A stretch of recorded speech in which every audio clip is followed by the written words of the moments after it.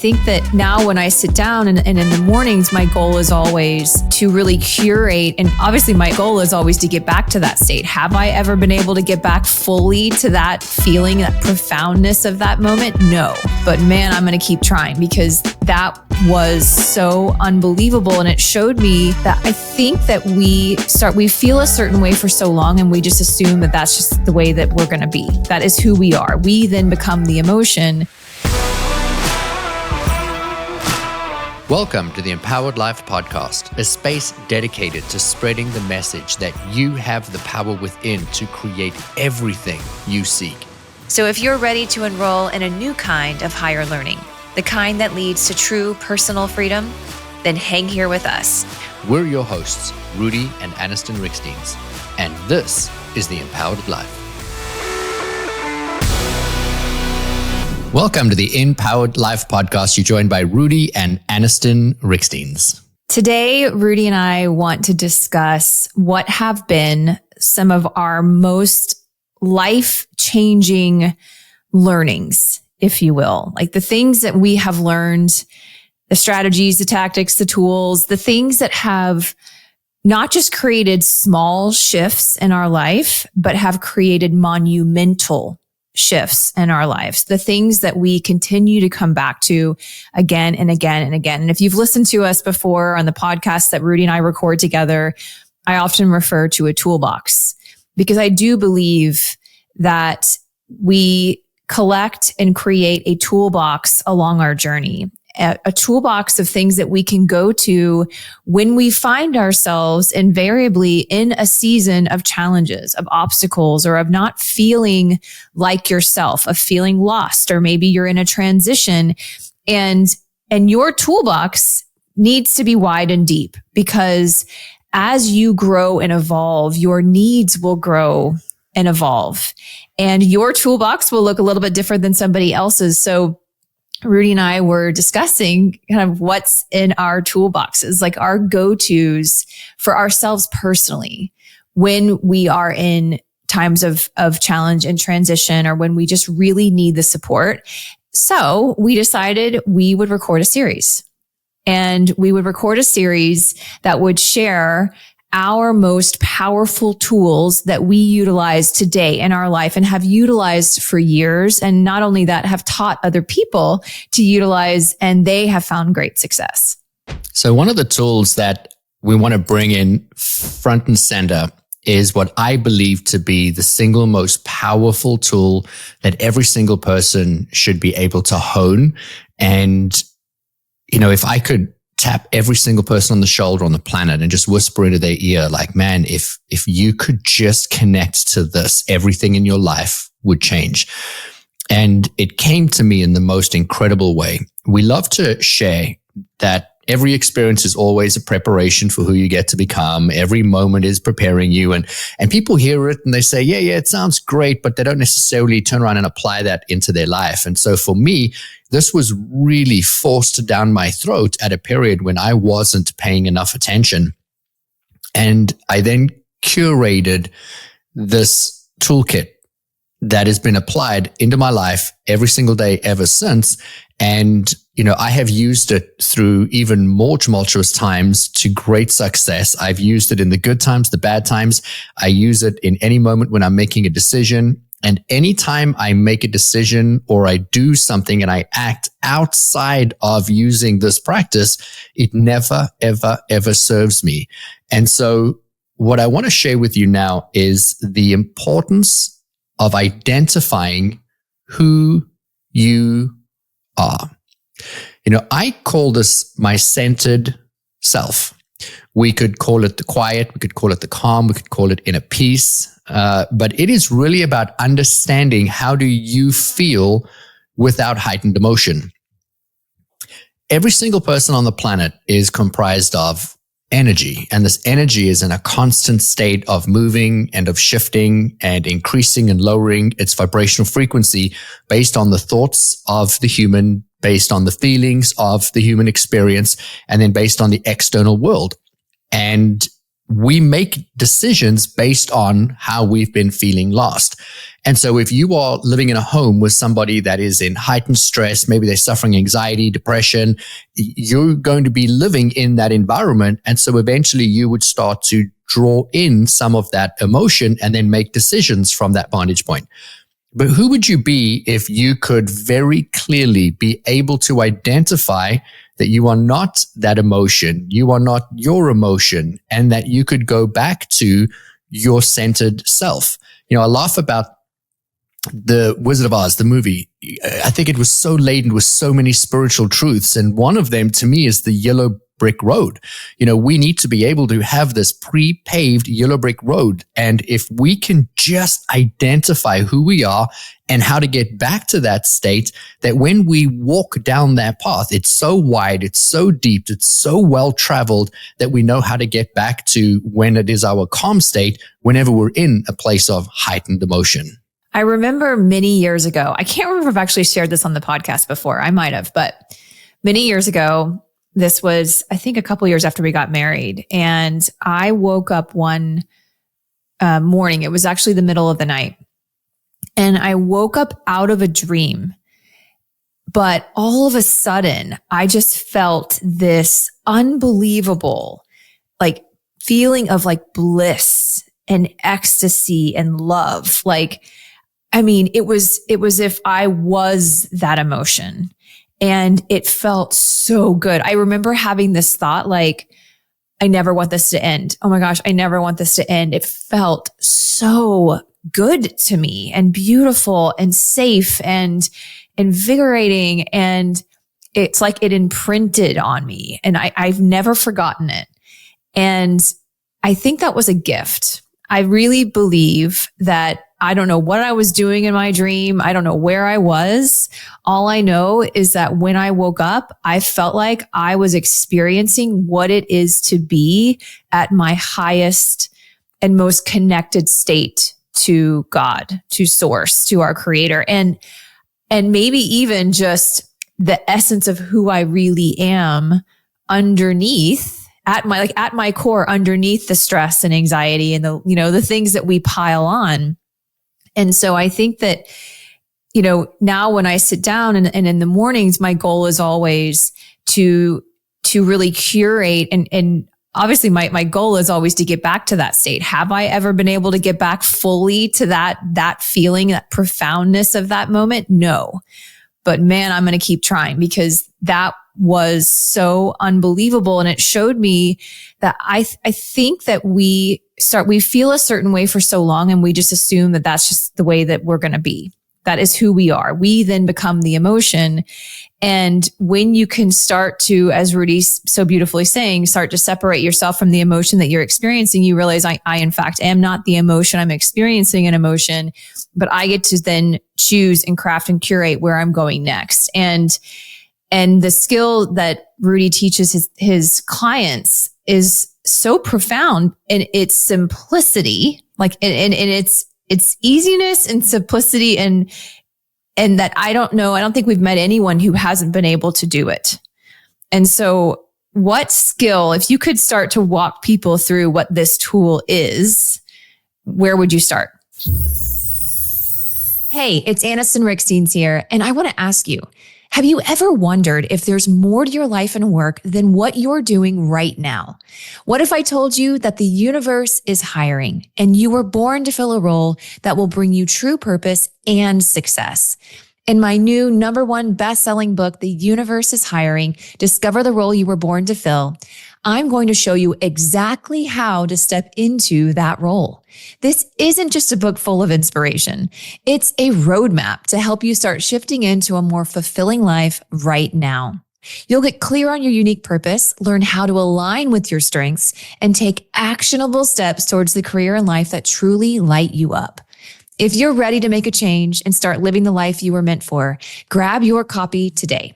Available anywhere you buy your books online, or click the link in the show notes.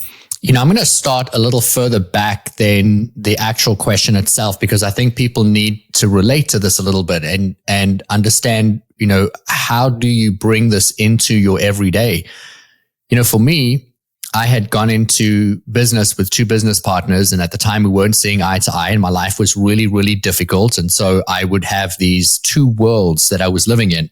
I had my honeymoon phase of my relationship with you, Anniston, coming home excited, in love, like loving our home and our little puppy dogs and just the newness of our relationship.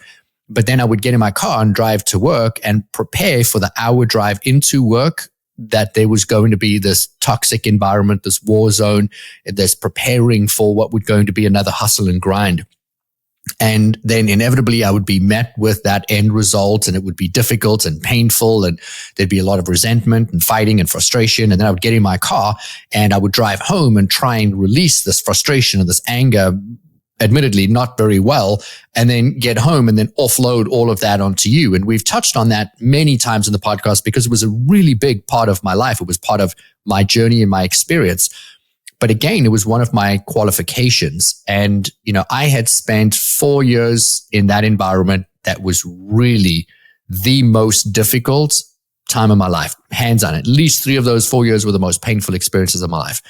And then within that 4th year, I started to take accountability, like, okay, hang on a minute. Like, I'm feeling heightened emotion. I already know no one can make you feel a certain way. This morning I said something to Anniston and it upset her. And I turned around and I said to her, man, I'm so sorry I made you feel that way. And she looked up at me, even though I could tell she was upset. She said to me, you did not make me feel anyway. It's always the reminder that in these moments, it's that we choose to feel because we are adding information around additional information, which is then eliciting an emotion, which is then making you shift and change your emotional state. But for me, it was being in an environment that I could not change. Couldn't change my partners, couldn't change my business, couldn't change the lack of the money that had been poured into the bank account that was now diminishing. I was stuck. And so I was forced lovingly, beautifully by the Creator to be anchored into a place where I had to create a new outcome. I had to create a change.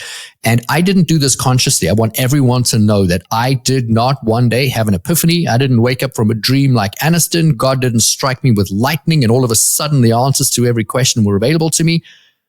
I just realized I could not possibly live another day in the anger and the resentment and the frustration that I was living in. It was eating me alive. It was killing me.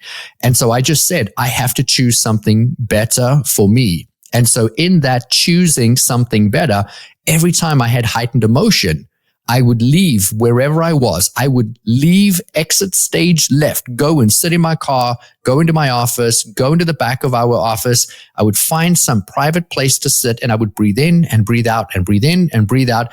It wasn't so much a meditative practice at the time. It was more just like I would imagine breathing in calming energy and then releasing negative energy, breathing in calming energy, releasing negative energy until I could feel myself becoming really calm and really still. And then I remembered a meditation that I had read about years ago, at least 10, maybe 15 years before that, on imagining a candle inside your stomach and your stomach being your guidance system. And when you feel anxiety and frustration, resentment, it lives in that part of your body and it's telling your body, stop feeling these thoughts, stop thinking these thoughts. This state is going to be catastrophic for your body. Don't. And that's what that anxiety is. And so it says, keep imagining the candle until the candle eventually stops flickering. And as the candle becomes still and calm and grows, you've now taken back the control of your emotions. So then I would do the breathing in, the breathing out, the breathing in, the breathing out, and then just imagine the stillness of this candle. And then I would open my eyes and be like, man, I feel really good. Okay, I feel good. Like there's no more resentment. There's no more frustration. And then I was able to move forward. I'd go back into my meetings. I'd go back into my day.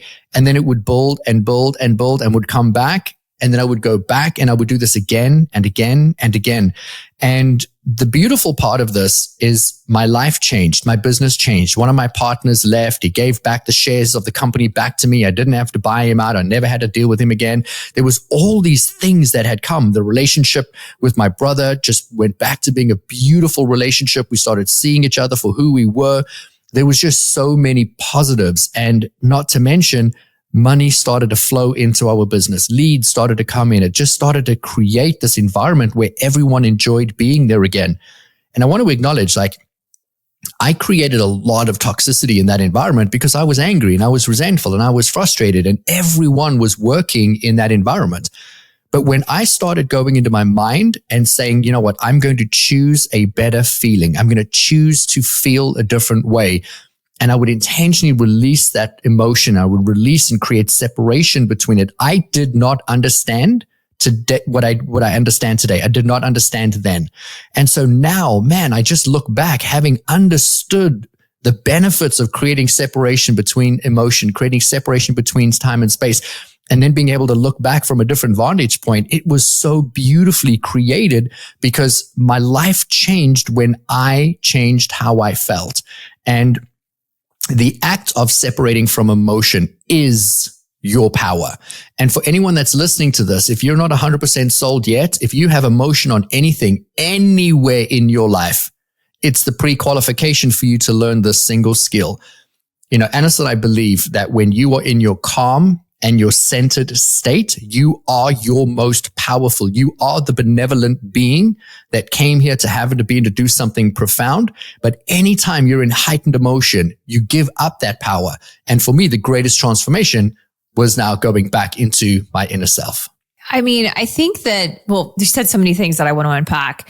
Number one, I love that you brought up that it was through your change that you created the change externally. I don't think we cannot emphasize this enough. Your external reality is a reflection of what is going on within you. That experience that Rudi went through was a perfect reflection of energy that he needed to address within him. And without that experience, he wouldn't have gotten the growth that he needed, the expansion that he needed. And now he turns around, and that singular experience that was stretched out over a couple of years really became the foundation and the crux of the biggest catalyst in his life. And now what he turns around and he teaches. And I think that oftentimes we're put in situations where we're like, I could keep doing what I'm doing and feeling what I'm feeling, because you're afraid of change, or you're afraid of actually doing the work, or you're avoiding it. But eventually the pain of being where you are becomes so great that you can't ignore it anymore. And so then all of a sudden you start asking better questions, saying, what can I do to shift how I feel? And that's exactly what happened with him. I think one of the key skills you have to learn is awareness. It's awareness of your energy. And so one of the things that I really like to do, and one of the things I've developed in my toolbox, is the practice of doing an energy scan. So what I mean by this is, like, the minute I wake up in the morning and I open my eyes, before I allow all the thoughts of the things I need to do, and which I try not to do anyway, because I want to get up and meditate and create. However, I will scan. I'll do a quick scan of my body, be like, where do I feel tension? Where do I feel anxiety? Even this morning, Rudi and I were talking about it. I woke up early this morning and I noticed that I had some anxiety in my stomach. And I was like, okay, this is not, there was no blame, shame. There was no, questioning it. But one of the things that I've learned is that it's almost better to not let yourself get into story around why you feel, or assigning a meaning and a reason for a specific emotion that you're feeling, because it almost anchors you there even more. But one of the things that I love to do now, and I know Rudi is practicing as well, is to really just drop into my body, figure out where is it, and really identify it. I want you to imagine like you're turning on a flashlight, and you're shining a light directly on where you're feeling the energy in your body. You're not trying to solve it. You're just trying to say, I see you. Like, I'm noticing you. I'm aware of you. I'm aware of where you are. Then I use the breath. And Rudi mentioned this, breathe in, breathe out, breathe in, breathe out. Well, breath is life, and I think that when you start to breathe in, you can start to move and transmute energy. And so rather than getting into, again, like, I call it like, you need to go below the story, almost underneath the story, to just the energetic level. And I use my breath to breathe into that area as if I'm breathing in life, and I'm reintegrating that energy back into love, and I'm transmuting that energy. And then I'll just keep breathing into it. I imagine the breath going right down to where it's stuck, and then moving down from there, and then breathing back up and then out through my head. And I sometimes will do that 6 or 8 rounds in order to start to feel it alleviate. But it does alleviate.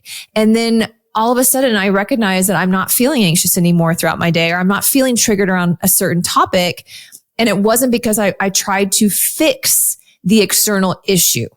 It was because I fixed the internal issue. Thus, it was no longer a reflection for me in my world. Let's talk about change. The truth is, nothing changes unless you change. And if you want to step into your full potential, you need to surround yourself with the right people. That is exactly why I have created the Empowered Life community. Within this community, I'm going to be teaching you the exact same mindset and energy practices that I have taught my clients that are paying me well over 6 figures, including CEO owners of billion-dollar organizations and professionals at the very top of their fields. You're going to get access to 2 live virtual calls every single month with me, where we're going to dive into mindset, energy practices, spiritual principles that are going to help you thrive in every area of your life. Can't make a call? No worries. We're going to provide you with a recording so that you can catch up anytime. Plus, you're going to have the opportunity for direct coaching from me and to learn from incredible guest speakers who are going to share their best practices and growth. Remember, you become the people that you spend the most time with. So why not spend time within a community that is going to elevate you and your life? For an introductory $499, you're going to get a full year of support and coaching alongside high performers who are committed to expanding their careers, their growth, their finances, and to elevate their overall quality of life. Just click the link in the show notes or log into rudyricksteins.com to lock in your spot and start your transformation today. I think the most powerful thing that we as human beings can do, and I am abundantly aware that this is Anniston and I's belief system. It doesn't have to be your belief system, but we fully embrace that life is a classroom and that we have this experience for whatever reason, but the experience comes along with all these lessons. And that in every moment of every day, your responsibility is to say, why am I experiencing this? That could be a positive experience, could be a negative experience. Why am I in this incredible relationship with Anniston? Man, because I was in a bunch of terrible relationships. I increased my self-worth. I decided to put a stake in the sand and say I'm worth more. I left a relationship that was mostly okay for one that I eventually stepped into that is truly incredible. And I have this 10 out of 10 relationship. And so when I look at the relationship and I say, why am I in this? It's, well, I did some work. I did some up leveling. I left something for the fear of the unknown, of maybe being alone, of never knowing if something better would come along, to say, I deserve more. And then what happened? I gained more. And so if I could just take that one lesson and apply that into life, I used the exact same lesson I applied into the business I was referring to earlier. Anniston and I invested hundreds of thousands of dollars into a business. We were in the business for 5 years, and it's a 7-figure, very successful, highly profitable business. But we made the decision. We want more. We put a stake in the sand and said, we'll take a major risk and we'll just step away.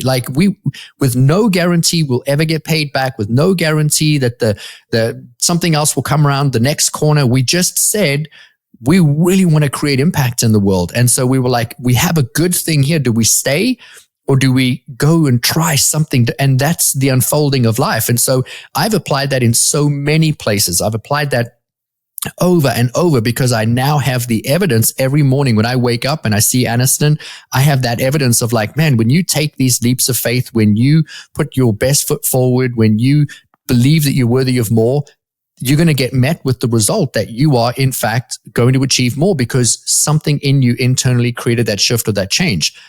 I share all of that because what I want people to realize, and I'm really wanting to speak into your soul here for a moment, that you came here to do something so big, so bold. I believe every single person on the planet is a spiritual teacher. I think every person on the planet came here to impact people because we all have a story. We all have a mission.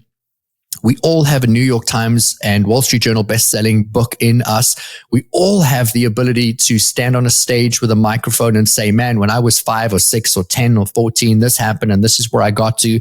and people could learn and to grow and to heal. And you can do that in your own company. You can do it in your family. You could do it in your business. You could do it as a business.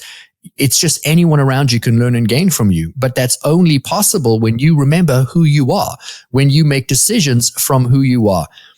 When I meet the majority of the people that work with me in my company, they are in heightened stress. They've got a lot of pressure. They've got a lot of things they want to do or achieve. Maybe they're mid-level management. Maybe they're aspiring to be an entrepreneur. Maybe they've just started their own business, or maybe they run a really large organization.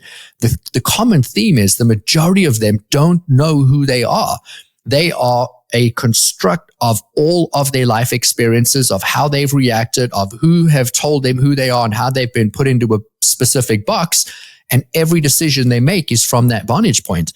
I had a client who I started working with who had the house, had the job, had the paycheck, had the bonus, the kids, the trophy husband, everything. I mean, we're talking about making millions and living in just the most beautiful parts of the world, being able to travel and buy and do things, and turn around and said, I'm so unhappy. I don't understand. Why am I so unhappy? I have everything I thought that would make me happy. And I'm so stressed and I've got so much anxiety and I feel like I'm so burnt out. And this is almost every single person that comes to work with me on a different level. The answer to her solution, I would say, was so much closer than what she thought, because all she had to do was start to identify with who she is, stop identifying with the emotions of her environment, and the act of learning and curating a centered self, I think, is so powerful, because within a very short amount of time, she turned around and she said, and has continued to say for 4 or 5 years now, I am the happiest I've ever been. And she stays in that state. And there's a lot of things that shift and change in her life, but she's able to maintain still being the happiest she's ever been in her life. And so the act of going into your mind and releasing the emotion and not making decisions from that. If you walk into a meeting and everyone is stressed and everyone is freaking out and there's a lot of panic and a lot of pressure, you're going to lose logic and reason. You're going to go into a heightened state of chronic stress. Your brain's going to want to run, hide, or fight. And you're going to make decisions from running, hiding, or fighting, whichever is your dominant way of being. Your stomach is going to go into a state of stress. It's going to have the anxiety dump, and you're going to start to lose what we call coherence between the brain and the body. It's the relationship where the brain trusts the body trusts the brain.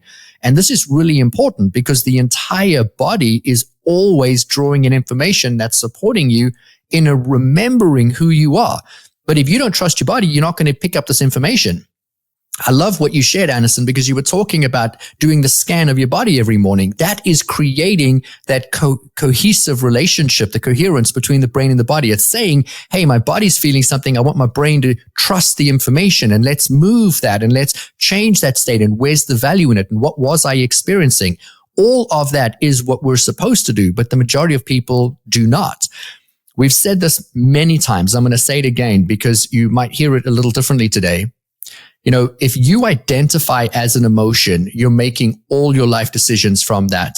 If you are able to separate from an emotion, you detach from the emotion, you detach from the experience, and you allow the brain and the body to reestablish that connection of trust. You tap into the information that's available to you. You become calm and centered. Your logic and your reason comes back. You bring in the inspiration, the intuition. And now all of a sudden, I believe in that moment of being your centered self, you are connected to this channel, this tapestry of all the information that's around you in the universe. And now you can make a decision for your life.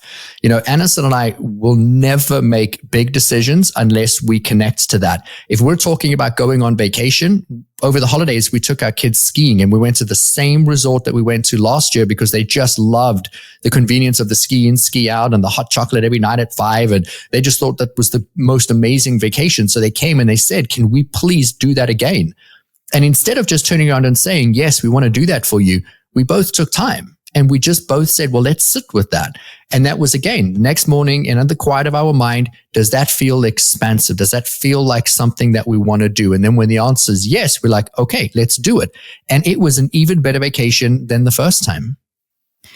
I think what happens is that we so easily get completely off kilter and out of balance, but our lifestyle and our habits do not allow for us to get back into balance. And I'm not talking about external balance, like balancing your calendar and all of that. This is more of an inner balance.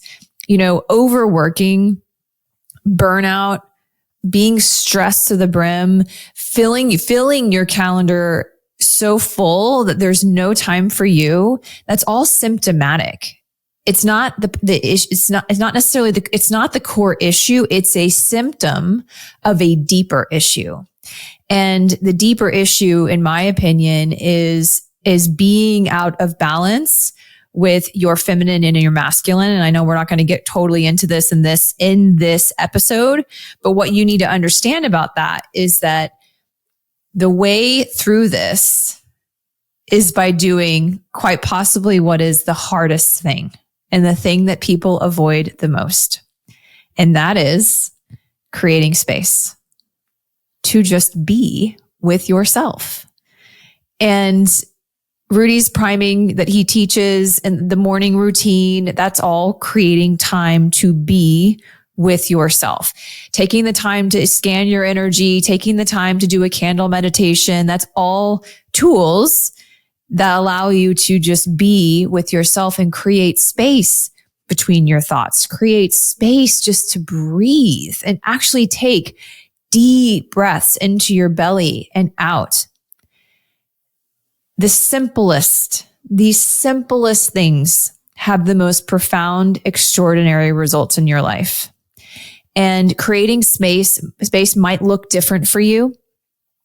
But if you have a really hard time with that, and I get it, because, and Rudi can tell you, I am someone who I didn't realize it, like my yearning to learn and to seek any open moments that I had, I would be listening to something, a podcast. If I went on a walk, I was always listening to something. I actually didn't allow, I thought I was creating space, but I wasn't creating the space that I believe my soul needed and that my energy needed. What I really needed was just quiet and moments throughout the day where I could reconnect with myself. I could really actually think about what I'm thinking about, and I could drop into, how does my body feel right now? Oof, I feel anxious. Okay. All right. What could I do to start to shift that energetic state? I think it's one of the greatest acts of self-love. All you have to do, you're just sipping your coffee and you're just breathing in, breathing out. Like, that is creating space. What if that act alone would allow you the space to not only receive creative ideas and become inspired, but to start your day from a more balanced state versus getting up and running around like crazy and then just continuing to be on the hamster wheel of how you've been feeling.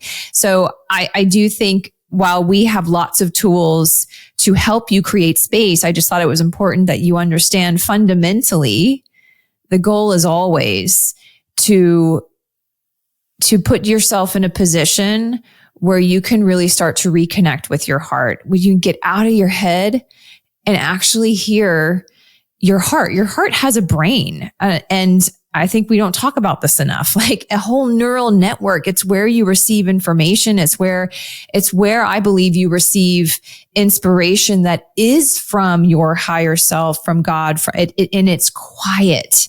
It's so quiet that you can't hear it. So if you step out into your day and you haven't curated that emotional state of calm and still and understanding who you are outside of heightened emotion, and then you react and respond to how you are in traffic, to your calendar, meetings you go in and out of, you answer the phone, you take a call, you are reacting, and responding to everything that's happening. So that if you become negative or resentful or frustrated or anxious in your day, and you don't have a memorized roadmap, the yellow brick road of how to get back to being calm and what it feels like to be calm, you're always going to be living by the seat of your pants. And my question is, how has that worked out for you thus far? You know, if you've made all of your life decisions from the vantage point of reacting, do you in this moment have absolutely everything that you have ever wanted is your life right now perfect and there's nothing missing? Or are there areas of your life where you've struggled and they have maintained and they don't change? And maybe you change situations or scenes, but it still looks and feels the same. Maybe it's compounding and it's getting worse and worse and worse over time. And if you just imagine being able to go back to being completely calm and completely still and being able to ask yourself from a state of not reacting, what is the best decision for me from this point? How can I choose to respond from this vantage point? And then realize that every time you ask that question, the information is going to be very, very different. And if the information's very different, you're going to take very different decisions. And so then your choices are going to be very different. And that's the beauty of what we're talking about. Because in order to create a change in your life, you have to change something. You've got to do something you've never done so that you can move into a new way of being. And that to me is the power of doing this work, is that when you can really identify with who you are, what it feels like to be you, when you're completely calm, you're completely still, and you can tap into and create that feeling of bliss and joy and expansiveness that Anniston got when she woke up at 3 a.m. and just had that feeling of exhilaration. We can curate that every single day. And if you're making decisions from that vantage point, you're not making a decision from being needy, or you're not making a decision from being anxious or worried. You're going to make so many better decisions that are going to yield you better results. You know, there's a thought process and a belief in that when you make decisions from a heightened negative state, that whatever it is that you're doing, no matter what forward movement you create, what traction you have, it is never going to yield you a positive result. In fact, it's going to diminish what you're creating, and you're going to have to relive that day again. You're going to have to relive that emotion again. You're going to have to relive that experience again until you can pick the higher vantage point. And the power of this conversation with you today is, instead of being put in a situation where you have to go through a 4-year really difficult experience so that you can get to a positive one, how about you just go into your mind every day, create a beautiful, loving place, a state where you can expand your thoughts, expand your feeling, and then tap into and identify with what does it feel like to be you when you're calm and when you're still. And then from that vantage point, anchor and remember the emotion. Anchor and remember the emotion. That's what it feels like when I'm calm. That's what it feels like to be Rudi without emotion from my kids, my business, my life, my wife. And now I want to move forward in my day. And anytime I walk into a room and I feel different, I'm like, oh, I've got to go back to feeling the way I felt earlier. And then you breathe in and breathe out, you reconnect, and then you move into the next room. And then you have another experience and you keep bringing yourself back into being that centered self. You know, I want to thank you, obviously, for spending your time with us on the podcast today. I want to thank you for listening to new thoughts and ideas of how you can ultimately enhance the life that you're living, because we've lived this content. Nothing that we talk about on this show is something we haven't taken, put into practice, that hasn't profoundly and dramatically improved the quality of our overall life. And it takes just a little bit of work. It takes a little bit of awareness. It takes a little bit of, doing something you've never done to achieve something that is very, very different. I am launching a community called the Empowered Life Community, and it's something that I'm so excited about. I actually have not been this excited about a project in a very, very long time, because one of my goals is to be able to impact as many people in the world as possible. I'm always saying I want to impact 8 billion lives in my lifetime. And if I think about that as a number, we have to be able to turn around and teach a lot of what we learn. But for the last few years, it's been reserved inside of organizations or inside of, high ticket one-on-one clients. And I wanted to create something where anyone and everyone could sign up, where they would be held accountable to taking these principles, taking these practices, and then applying them into their lives. And if something that you've heard here today resonates with you, then click the link in the show notes below, check out the Empowered Life Community, and put a stake in the sand that says that you want more and that you can have more and be more and do more, because Anniston and I are living proof of what it looks like when you apply yourself each and every single day. And it's like, I don't regret ever doing the work. I don't ever regret doing the work. Sometimes I don't want to do the work, but when I've done the work, I never regret having done the work. And I don't think that you will regret it either. If you put yourself into an environment where you're going to learn, you're going to grow, you're going to change how you think and change how you feel, which will ultimately change everything that you do, and the world around you will meet and match that. We love you so much. Thank you for joining us on the Empowered Life podcast. We'll catch you on the next episode, and we'll see you soon. Bye, everybody. If you enjoyed this episode, please subscribe so you don't miss out on future content. And we would love your support in leaving us a review wherever you listen to your podcasts. Make sure to check the show notes for more information on how you can find us online and on Instagram. Now go create an amazing day for yourself, and we'll see you again soon.